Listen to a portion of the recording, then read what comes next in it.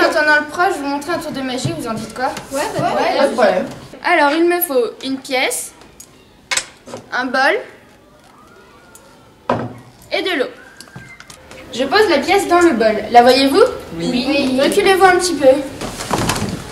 La voyez-vous? Non. Vous devez toujours regarder dans la même direction. Bon, maintenant je verse de l'eau.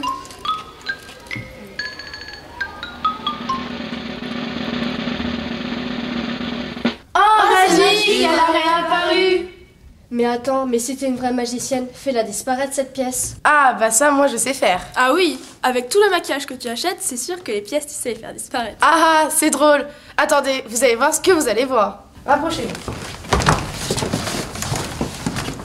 Je prends mon verre et la pièce. Je pose le verre sur la pièce. La voyez-vous? Oui.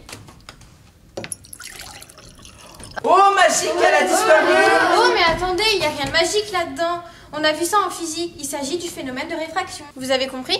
Non. Si, moi je crois que j'ai compris. Je vais vous expliquer ça scientifiquement. Regardez, je dirige un faisceau laser sur une surface d'une eau colorée.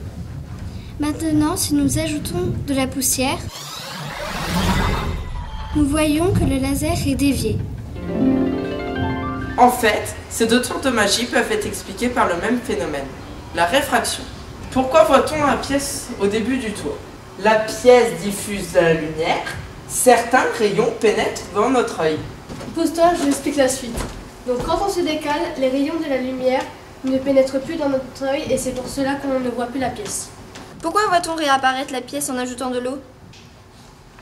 La lumière étant déviée, elle pénètre de nouveau dans notre œil. Souvenez-vous du tour de magie de tout à l'heure. La pièce et le verre. Un rayon émis par la pièce passe dans l'air, puis dans le verre, puis dans l'air. Il pénètre dans notre œil, il subit deux réfractions. Quand le verre est plein d'eau, la lumière passe dans le verre, puis dans l'eau. Elle subit alors une réfraction. Elle n'atteint pas la pièce sous le verre car elle est totalement réfléchie. La pièce ne diffuse plus de lumière, donc elle n'est plus visible. Et voilà, comme quoi la magie ce n'est pas que du spectacle, mais aussi beaucoup de science.